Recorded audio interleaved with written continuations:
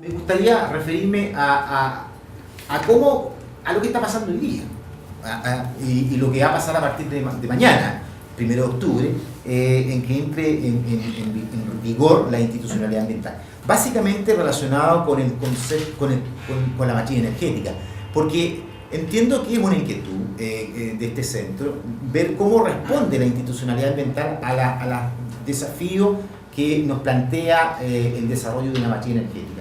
Mi primera respuesta es que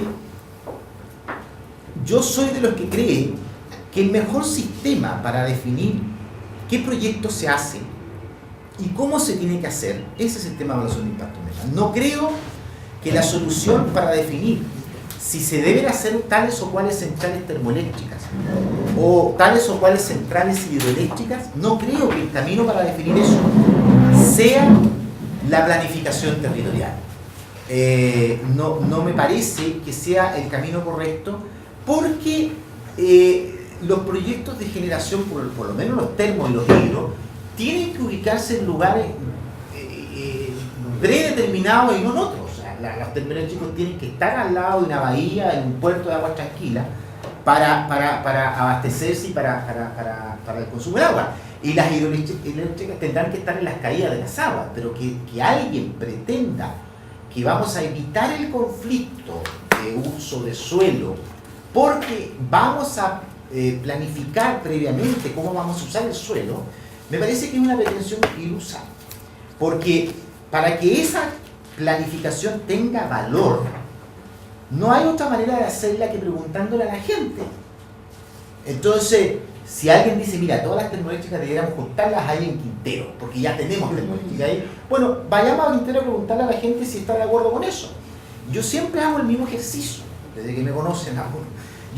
Si hay que planificar el uso del territorio, entonces yo iría a preguntarle a Pablo, en tu localidad te queremos preguntar, para poder definir en un instrumento de planificación, si estás de acuerdo que se hagan centrales termoeléctricas acá, o rellenos sanitarios, o plantas de tratamiento de agua servida, o plantas de celulosa, o aeropuertos. Y naturalmente Pablo, como cualquier persona racional, me va a decir, bueno, ya que me estáis preguntando, te rogaría que no, que me dejes tal como está mi entorno. Entonces, si vamos a hacer planificación y le vamos a preguntar a la comunidad, porque de otra manera no tiene ni una validez esa planificación, sospecho que no nos vamos a encontrar con un centímetro disponible en el territorio nacional para hacer nada. En cambio, por otro lado, uno podría decir, aquí se van a instalar las centrales termoeléctricas, pero ocurre que a lo mejor la capacidad ambiental de la cuenca, desde el punto de vista atmosférico, ya no da para más emisiones. Pero ocurre que el instrumento dice que ahí se puede instalar. Es decir, el que más garantía nos da de que un proyecto se va a hacer bien y que se va a hacer cargo de sus impactos es un análisis caso a caso para ver dónde se quiere instalar el proyecto, cuál es la calidad ambiental del proyecto, cuáles son las actividades vecinas al proyecto y por lo tanto qué exigencias y condiciones le vamos a exigir al proyecto en función de la localidad donde se va a instalar. Pretender definir a priori, en tal región vamos a tener los proyectos vitivinícolas, en esta otra provincia vamos a tener los termoeléctricos, allá vamos a tener los hidroeléctricos y allá los salmoneros, insisto, me parece iluso, porque va a fracasar desde el principio esa pretensión. Yo diría que es lo que tenemos una discusión realmente inquietante para la industria, porque a raíz del caso Barrancones, que todos sabemos fue un caso excepcional, porque se cometieron dos grandes errores acá, por el presidente. El primero fue haberse comprometido antes de ser presidente de que si él lo era, iba a parar ese proyecto. Y el segundo fue no haberlo parado.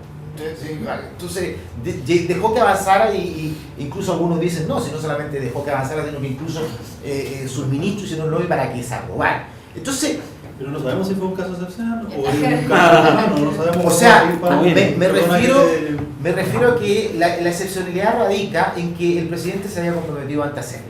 Y por lo tanto, tanto Facebook como Twitter lo que estaban haciendo era difundir el video donde él decía, yo voy a parar ese proyecto. Porque, y déjeme decirle por qué, le decía en la entrevista a Amaro Gómez. Entonces, pero dicho esto, a mí no me preocupa tanto lo que hizo el presidente, sino lo que va a ocurrir en este país después de lo que hizo el presidente.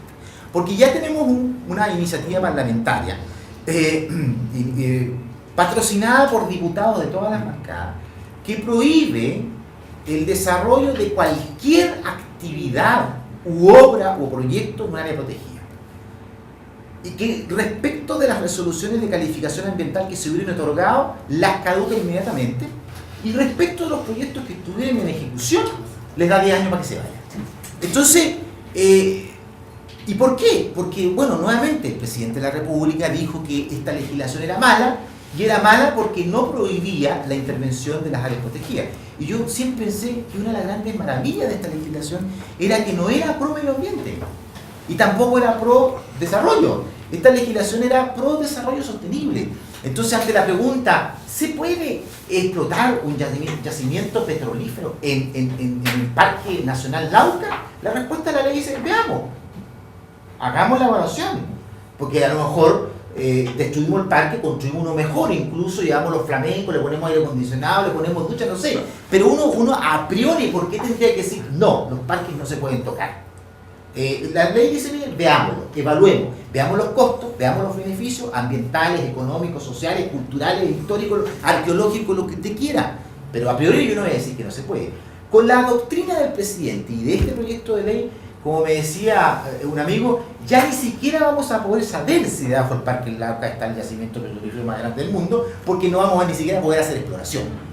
Entonces, a mí me parece que eso es un retroceso. Decir, mire, yo no quiero que se toquen las áreas protegidas, es un gran retroceso. Súmenle a eso que ya en el Senado se presentó un proyecto de ley que prohíbe la instalación de centrales termoeléctricas en los límites urbanos y también en la cercanía de las áreas protegidas. Entonces ya no podemos hacer nada en las áreas protegidas, no podemos hacer nada en la cercanía de las áreas protegidas y tampoco podemos hacer nada en las ciudades. Entonces no hay territorio disponible, según estos dos proyectos de ley, para desarrollar proyectos. Entonces, y hay otro proyecto que establece que se faculta a los municipios para llamar a plebiscito cada vez que alguien quiera desarrollar un proyecto de generación de energía. Entonces, yo digo, bueno, a ver, está claro que para estos parlamentarios e incluso para el presidente, la institucionalidad y el nuevo marco regulatorio no es apto para hacerse cargo de las inquietudes ciudadanas respecto a los proyectos de inversión en matriz energética.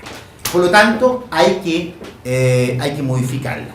Y hay parlamentarios que se tomaron en serio esto y dijeron, entonces presentemos los proyectos de ley, como el otro senador Orpi, que escuchó el discurso el 21 de mayo cuando el presidente dijo 2020, yo me comprometo a que el año 20 vamos a tener el 20% de la matriz proveída por energía renovable no convencional. Entonces el senador dijo, bueno, entonces para que el compromiso no se lo lleve el viento, presenta un proyecto de ley y ayer fue aprobado unánimemente 5-0 por la Comisión de Energía del Senado. Entonces, yo veo que aquí se están generando una serie de reacciones por parte del mundo parlamentario y también por parte del Ejecutivo que están respondiendo a un diagnóstico. La legislación y la institucionalidad ambientales no son aptas, no son idóneas para hacerse cargo de las inquietudes ciudadanas respecto de la matriz. Y yo sostengo que sí lo son, que el sistema de evaluación de impacto ambiental es apto para esto y que no deberíamos ni siquiera estar pensando en planificaciones territoriales porque yo creo que eso es una ilusión. Alguien ha dicho por ahí, mira, lo que pasa es que el CIA ha sido utilizado para poner en cuestionamiento la política energética del país. Si tuviéramos política energética, no tendríamos esta discusión. Yo nuevamente digo, me parece bastante poco creíble el argumento, porque de nuevo tenemos política energética. Lo que pasa es que hay gente que no le gusta la que tenemos. Tenemos una política energética que propicia una matriz energética eficiente.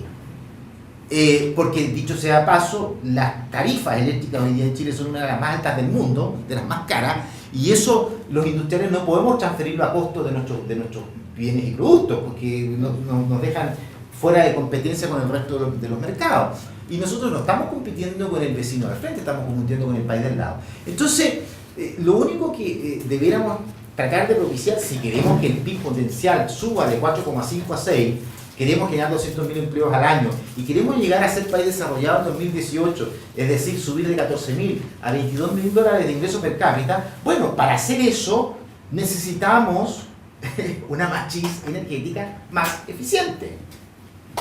También necesitamos una matriz energética más limpia y también la necesitamos más segura.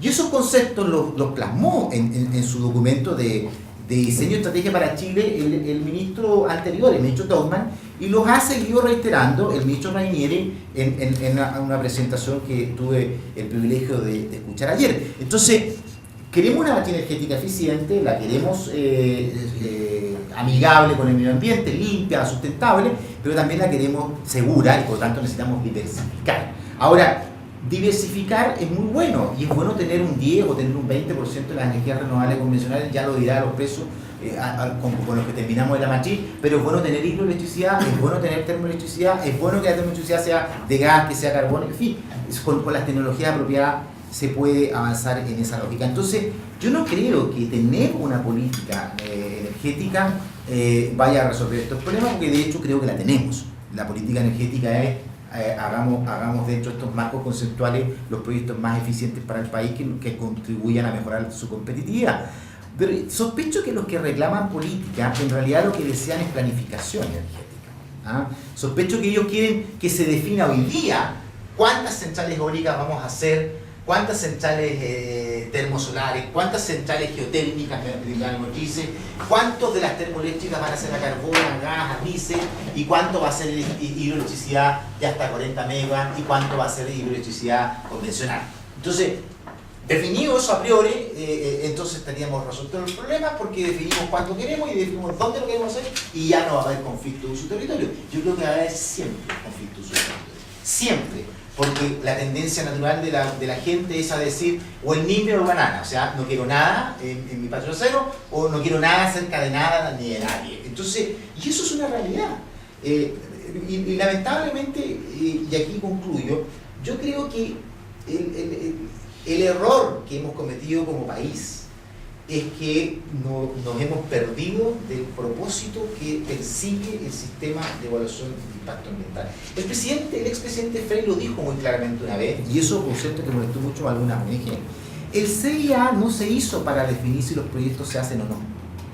El CIA se hizo para definir qué condiciones y exigencias les vamos a poner a ese proyecto para que se pueda hacer.